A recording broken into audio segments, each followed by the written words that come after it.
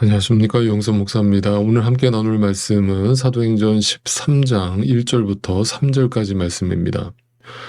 자, 이제 오늘부터는 우리가 13장의 말씀을 함께 묵상해 볼 텐데요. 먼저 1절에 등장하는 그 배경부터 자세히 뜯어서 설명을 해드리도록 하겠습니다. 자, 안디옥 교회에 대한 자세한 정보를 담고 있습니다. 안디옥 교회는 어떤 교회였는가?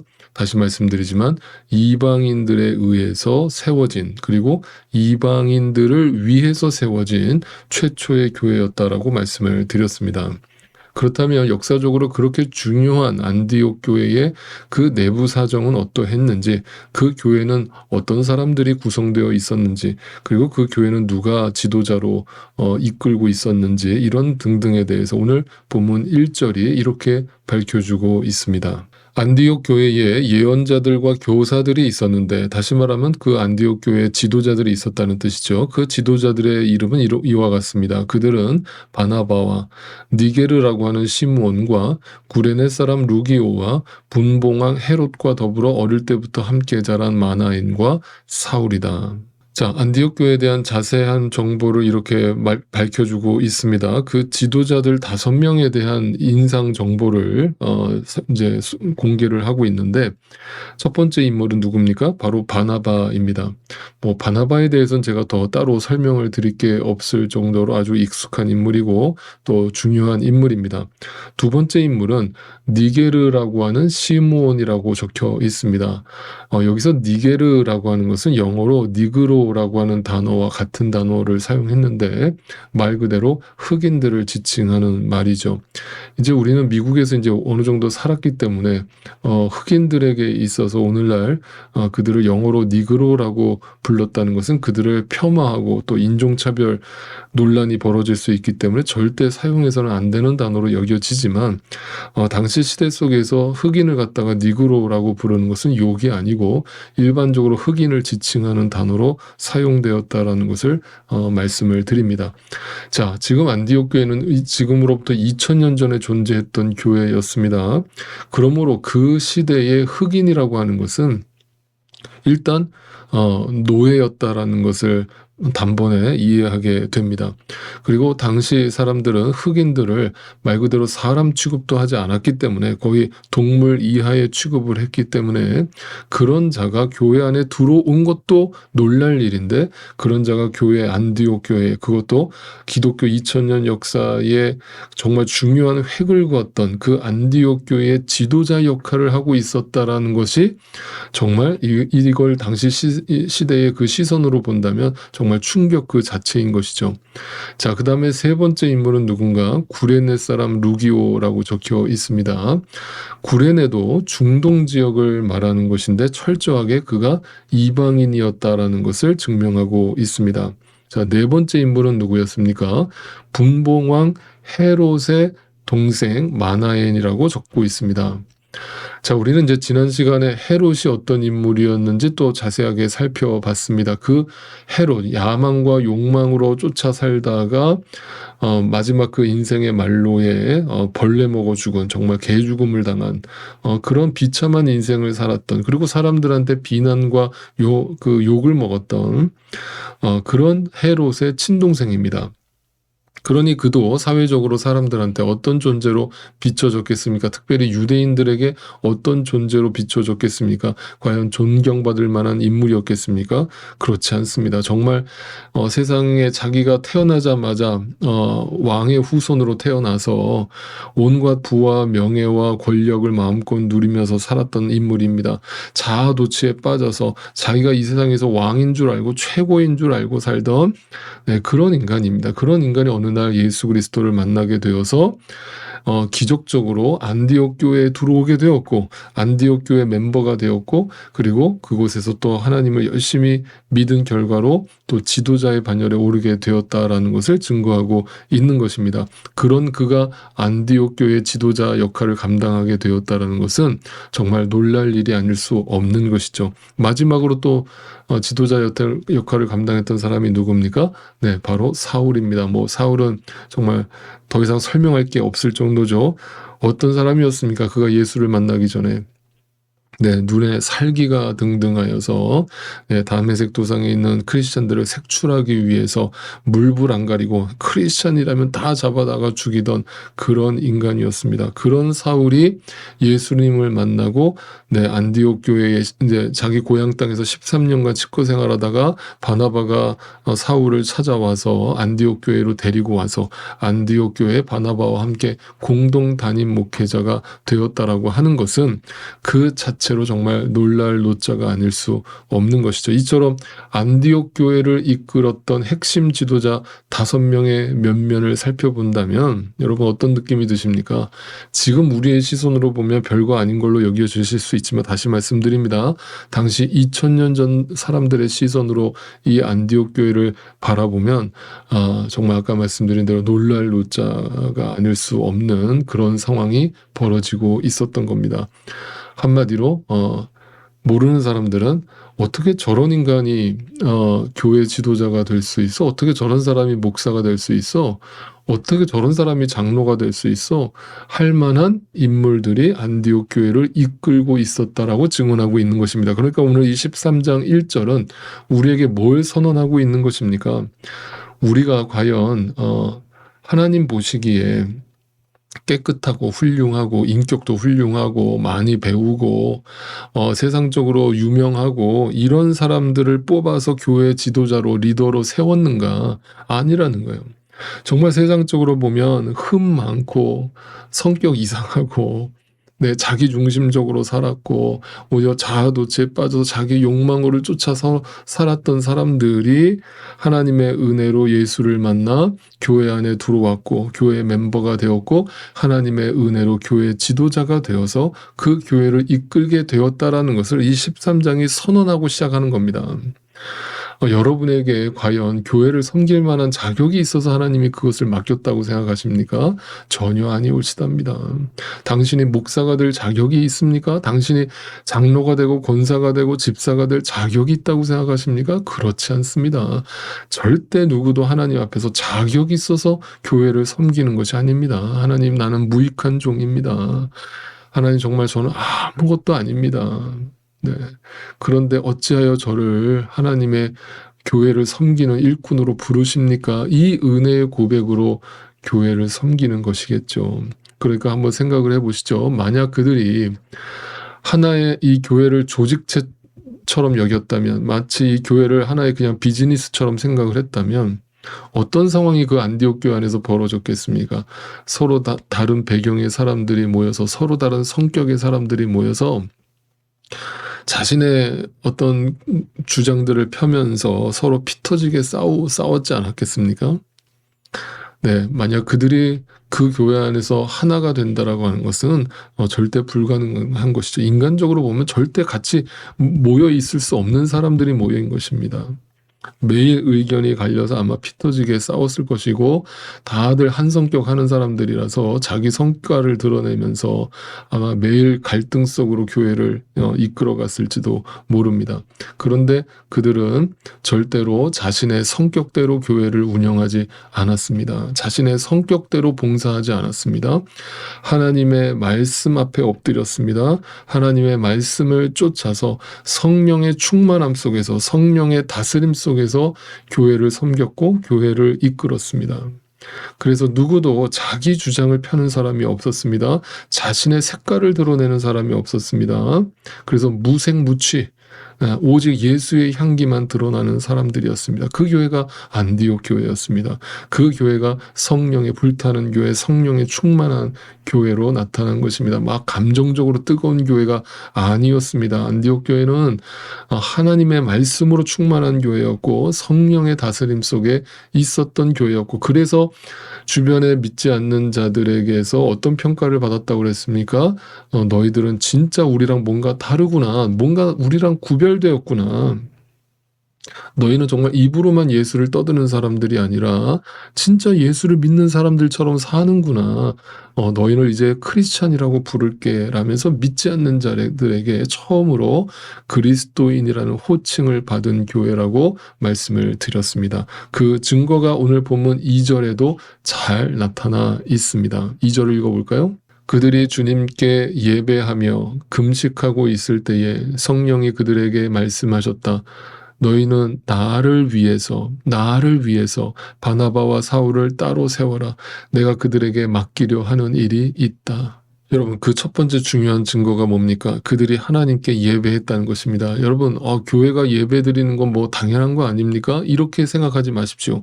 이 예배는 그냥 형식적인 예배가 아니었겠죠. 자신의 의를 드러내기 위한 그런 예배가 아니었겠죠. 그냥 온갖 세상적인 방식들을 다 동원해서 화려하게 인간 중심적인 예배를 꾸미고 이름만 예배일 뿐, 형식만 예배의 형식을 갖췄을 뿐, 그 중심에 예수 그리스도는 선포되지 않는, 그리고 온갖 신비적인 방법에 취해서 감정적으로 뜨거운 그런 예배가 아니었겠죠. 네, 그들의 예배는 눈에 보기에는 아무것도 없었지만, 화려하지도 않았지만 하나님 앞에 금식하며 드린 예배였습니다. 여러분, 금식이라는 것이 뭐라고 그랬습니까? 단지 곡을 끊는 것이 아니라고 했습니다. 여러분, 곡을 끊는다는 것은, 금식하며 기도한다는 것은 단지 하나님 앞에 생떼를 쓰는 기도가 금식 기도가 절대 아닙니다. 금식이란 무엇입니까? 성도 한 사람 한 사람이 예수 그리스도 앞에서, 하나님의 말씀 앞에서 자신을 죽이는 경험을 했다는 것입니다. 그런 자들이 자신을 죽이고 모여서 드린 예배입니다. 그것이 아벨의 제사였겠습니까? 가인의 제사였겠습니까? 아벨의 제사로 하나님이 기뻐 받으시는 예배가 되었겠죠. 자신을 죽인 사람들이 모여서 오직 예수 그리스도만을 머리로 삼고 그 주님만을 찬양하며 예배하며 경배했습니다. 그 예배를 주님께서 기뻐하시고 그 예배 가운데 성령 하나님을 통해서 말씀하여 주십니다. 성령이 뜨겁게 역사하십니다. 아무리 그들이 옳은 말을 하는 것 같이 보여도 그들이 만약에 자기 주장을 펴면서 교회를 분열시키고 교회를 흔들어 놓는 말을 했다면 그 사람은 절대 성령에 충만한 사람들이 아니겠죠. 성령에 충만한 사람들은 교회에 필요한 말들을 하고 교회에 도움이 되는 말을 하며 하나님 나라의 보탬이 되는 말을 하는 것이죠. 그런 자들이 예배를 드려서 자신을 죽이고 오직 예수 그리스도만을 드러내다가 성령의 음성을 들었는데, 그 성령의 음성이 무엇이었습니까? 네, 너희는 바나바와 사울을 나를 위하여, 아까 말씀드렸죠. 나를 위하여, 너희를 위해서가 아니라, 너희의 이익을 위해서가 아니라 하나님 나라를 위하여, 하나님의 뜻을 위하여 바나바와 사울을 따로 세워서 나의 일을 맡겨라. 무슨 말입니까? 선교사로 파송하라, 이 말이에요. 여러분, 바나바와 바울은 안디옥 교회에 있어서 어떤 인물들이었습니까? 아주 핵심적인 지도자였습니다. 공동 담임 목회자였습니다. 그들을 선교사로 파송한다는 것은 여러분, 안디옥 교회 입장에서는 굉장히 당혹스러운 어떤 응답입니다. 당장 우리의 지도자를 파송한다는 것은 당장 지도자가 없어진다는 뜻 아닙니까? 말씀을 전할 사람이 없어진다는 뜻이잖아요. 그런데 그것조차도 인간의 생각이죠. 마치 목사가 없으면 교회가 무너질 것처럼 생각한다면 그 아주 큰 착각이고 오산이죠. 여러분, 하나님이 함께 하시면 어린아이를 세워서라도 은혜 받게 하신다는 사실을 믿으십니까? 네, 믿으실 수 있기를 바랍니다. 여러분, 그게 교회입니다. 교회의 주인 되심은 절대 하나님 외에는 없어야 합니다. 그러므로 우리가 미래를 계획한다는 거, 교회에 어떤 예산을 세우고 교회의 미래를 계획한다는 거, 여러분 솔직히 말씀드립니다. 그것도 인간적인 생각입니다. 네, 그렇다고 제가 또 이렇게 말씀드리는 거를 그냥 제가 또 설교 시간에 여러 번 말씀드린 것처럼 그냥 감나무에서 감 떨어지기를 기다리라는 뜻이 아닙니다. 우리는 하나님의 일에만 집중하면 됩니다. 그러면 그 교회는 반드시 하나님께서 책임져 주시는 것입니다. 우리의 시선과 생각을 하나님 앞에서 내려놔야 한다는 것을 다시 한번 말씀드립니다. 그들은 금식했습니다. 자기를 죽였습니다. 그 마음으로 주님을 예배했습니다. 성령으로 하나 되었습니다. 그리고 성령의 음성을 들었습니다. 하나님의 말씀을 들었습니다. 그것은 자신들에게 유익이 되는 게 아니라, 자신의 교회에 유익이 되는 게 아니라 하나님 나라에 유익이 되는 음성이었습니다. 우리의 핵심 지도자였던 사울과 바나바를 선교사로 파송하라는 이야기였습니다.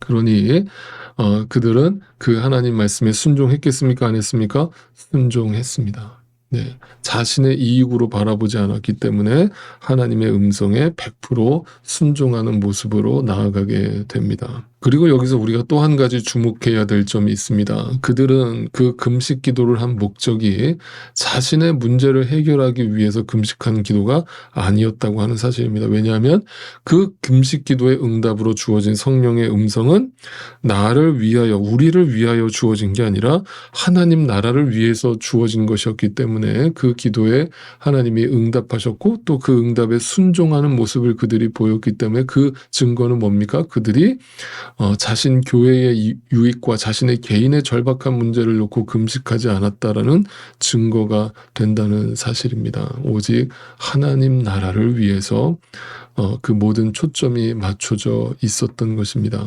저는 선교에 대해서 꼭 우리가 먼 타국에 가서 선교를 하는 것만이 선교라고 생각하지는 않지만 지금도 온갖 오지에서 타지에서 예수 그리스도의 복음을 전하는 많은 선교사님들이 계십니다. 그리고 또 우리 자신도 하나님 앞에서 선교사라는 사실을 잊지 마시기 바랍니다. 그 말은 뭐냐면 교회의 존재 목적은 뭐라는 거예요? 여러분이 한 사람 한 사람이 다 주님의 교회인데 교회인 여러분이 다 선교사의 마음으로 살아가야 한다는 뜻이죠. 여러분이 처한 그 일상의 삶을 땅끝으로 삼아서 그곳에서 오늘도 만나게 하시는 모든 영혼들에게 복음을 전하며 예수 그리스도의 사랑을 실천하며 살아야 한다는 것을 의미합니다.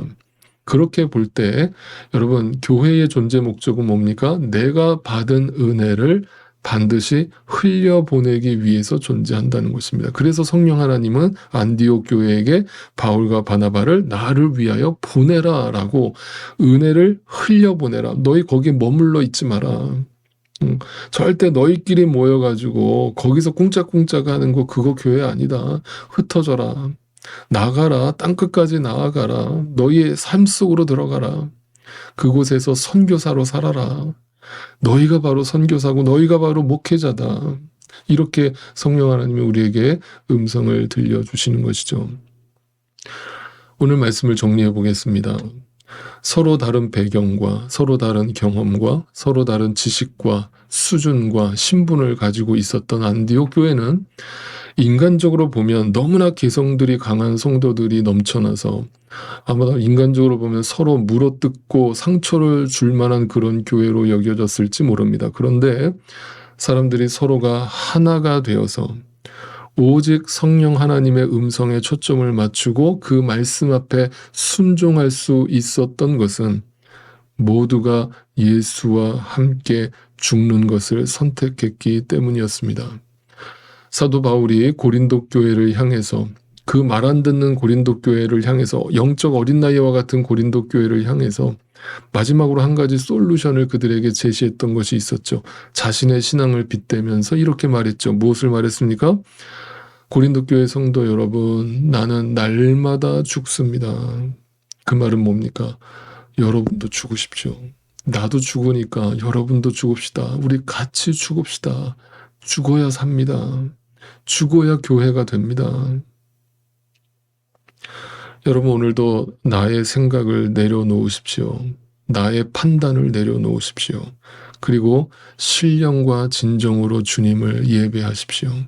그리고 그 가운데 주님의 음성에 귀를 기울이십시오. 그 음성은 나를 죽인 자에게만 들려오는 하나님의 음성입니다. 그 음성은 절대 나의 어떤 필요를 채워주는 음성이라기보다는 하나님의 교회를 위해서 내가 무엇을 할 거에 대한 응답으로 우리에게 주어질 것입니다. 그 응답의 말씀에 순종하여서 나에게 이미 베풀어 주신 그 놀라운 은혜를 고인물로 썩히지 마시고 누군가에게 흘려보내는 선교사의 삶으로 주님 앞에 화답하실 수 있게 되기를 바랍니다.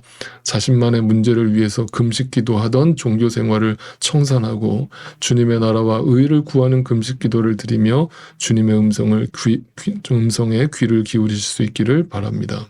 그리고 우리에게 베풀어 주신 이 놀라운 은혜를 헬몬산 정상에서부터 쏟아져 내려오는 그 물이 갈릴리 호수를 지나서 요단강을 지나서 사해 바다로 흘러가듯이 흘려보내실 수 있기를 바랍니다. 부디 바라옵기는 사해바다처럼 그 은혜의 종착지가 되지 마시기를 바랍니다.